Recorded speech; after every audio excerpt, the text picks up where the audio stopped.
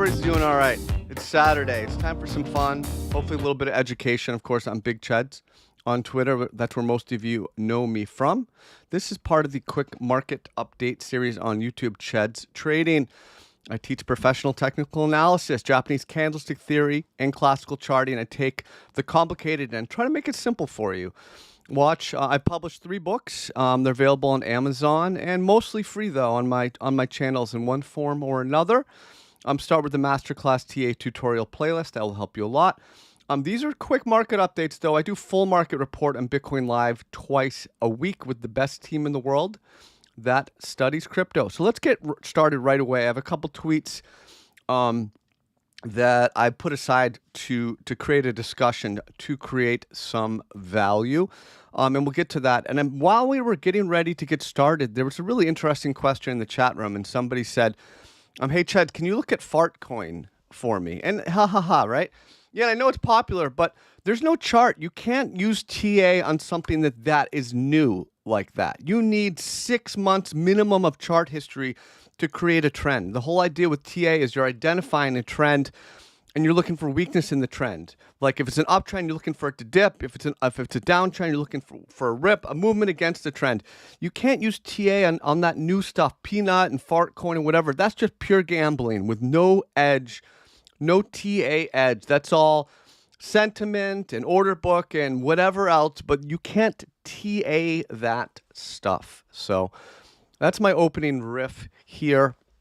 Good to see a bunch of you in the chat room. Peter, Indy, Burnside. Hey, what's up, Burnside? I don't think I've seen. He says, Burnside says, we've been led to believe there's punch and pie. What's up, man? Good to see you here. I don't know if I've seen you in one of my YouTubes. Everybody hit like and subscribe.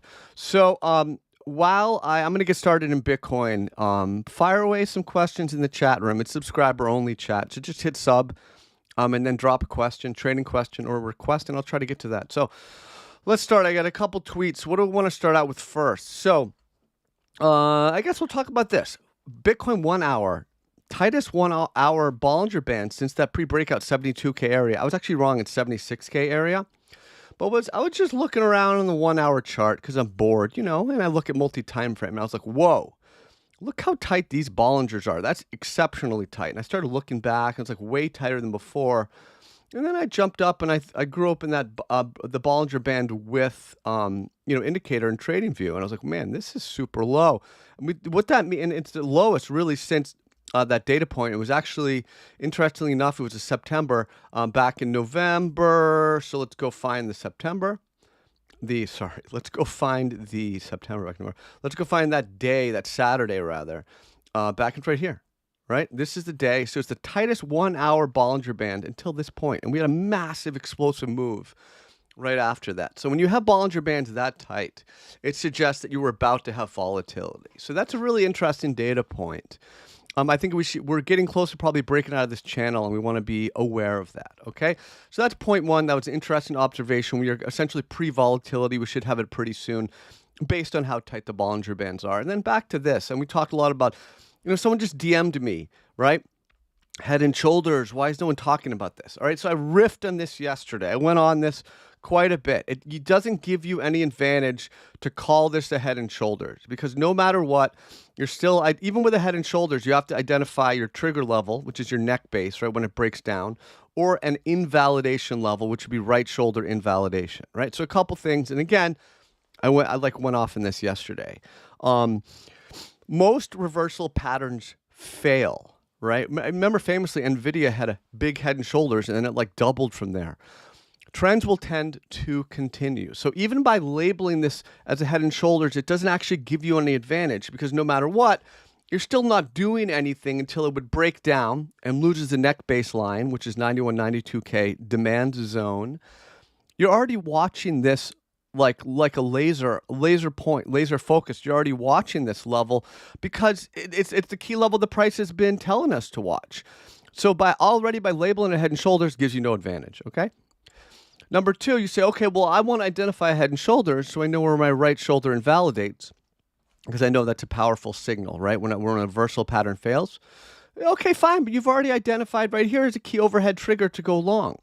just based on even 4-hour structure, even based on local structure, when price bounces and rejects, if it can flip that, that's an important momentum signal. So again, calling it a head and shoulders really does nothing. I know some of you haven't seen this yesterday. I also recently talked about the MA50. Ooh, we're losing the MA50. It doesn't matter. It's just completely irrelevant because price is holding support. Again, it could go sideways for 150 days. Price could catch up to a sideways, or rather the MA200, aka the trend in classical charting, could catch up to the price and start going sideways while price holds above 91, 92K. That wouldn't be bearish. The MA50 doesn't matter losing the MA50. What would matter would be losing support, right? The moving averages, they alert you to look, for price interaction with key support levels, key resistance levels. So those are kind of the key major themes I've been riffing on this week. And again, these are quick updates, 10, 15 minutes. If you want really in-depth analysis, I do that at Bitcoin Live. So let me take this moment to jump back into the chart. I'll see if there's some good questions. I have a very smart audience and usually get some pretty interesting questions. So let's take a look around and see what you folks, I put a lot of pressure on you there, huh? So let's see, let's get some good questions. Thanks for the daily updates. You're welcome. You are quite welcome. What's up, Indy and David Crusher, Peter, as always. Good to see all you folks. Thank you from Netherlands. What's up, Mente and Eden? Okay, here we go. Could you look at Curve Finance? Sure. Let's take a look at Curve. Sure. We'll do a couple requests. And look, I can't read all the chat room messages, right? I definitely cannot. It's just me. So I'll do my best. A little bit of bounce here on Curve. All right, what do we think about it? Let's put the move into perspective. So it's holding above an important level, 83 cents. It temporarily did lose it, but it's back up above that. That's important. Why is that important? After creating this large price base, right, where you set a new lower high in July of 2023, you reaffirmed it in March. Once you get back up above that, you really want to make sure you're turning resistance into support, right? You're stair-stepping and you're building rising demand. So that's an important level. Good. Now, in the meantime, you got a pretty well-described falling supply trend, right? You don't need to draw a diagonal line. It's not about the line. We've got a very clear trend of falling supply. So it would be interesting, and you can look at it even pretty closer on the 4-hour. Be interesting to see if and when that breaks. If you're looking for, for example, a long trigger, you could actually reasonably take a long if the price flips, gets back up above 105, 106 range, because you would have a 2-level filter. You'd have a break of the descending supply trend, and then you'd have the lower high break with a recapture of lost support. So those are my real quick thoughts on CRV Curve Finance. Let's see what else everyone has to say. Can you look at BGB? I mean, whatever. I mean, it's a token play. It's just a random token coin, right? BGB. Not many people can actually play this. So it's not that useful for me to cover it, but I'll quickly take a look at it. I know it's been super strong, and yeah, it's still super strong. I mean, I don't know what am I supposed to look at here in the chart? I mean, it's price above a rising EMA 8. It's at the upper Ballinger. It's a super bullish chart still.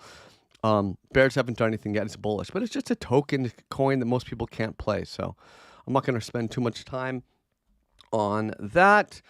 Jared says, thank you, Jared. I appreciate you.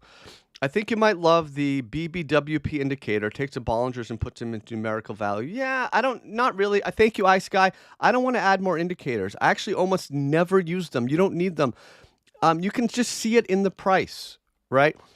I even saw the Bollinger Band tightness visually without having to pull up that indicator to confirm it, right? The more indicators you're at, don't just sit there and scroll around with all this stuff open, right? Like RSI, stochastics, MACD, you're gonna really screw yourself.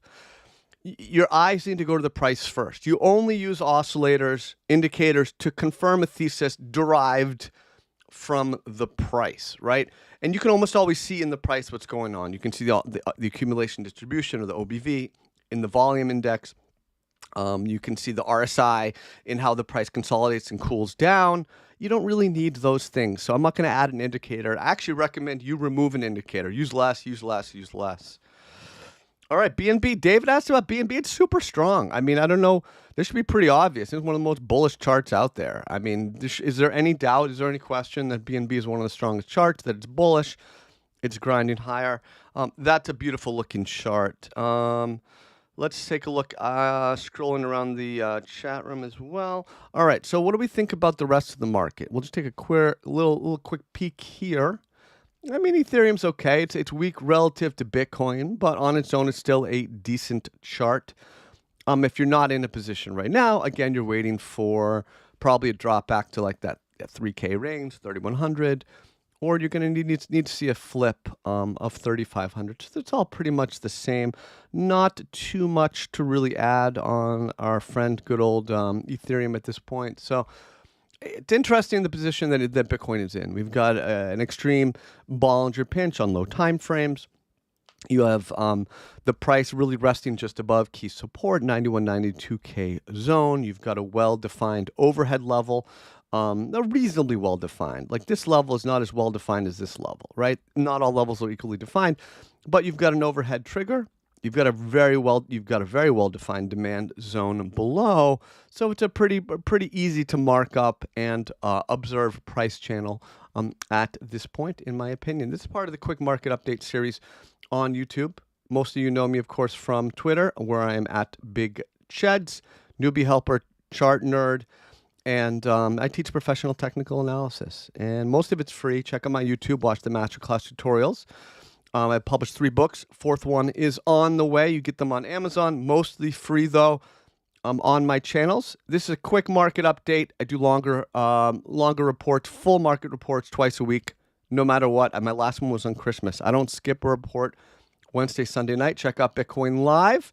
In the meantime, I'm just going to wish you all a great afternoon, a great day, great evening, wherever you are in the world. I want you to know that I appreciate you. Thank you for hanging out here with me.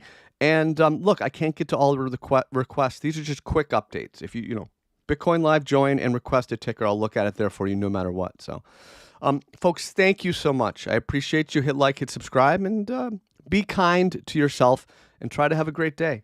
Appreciate you. Big Cheds out.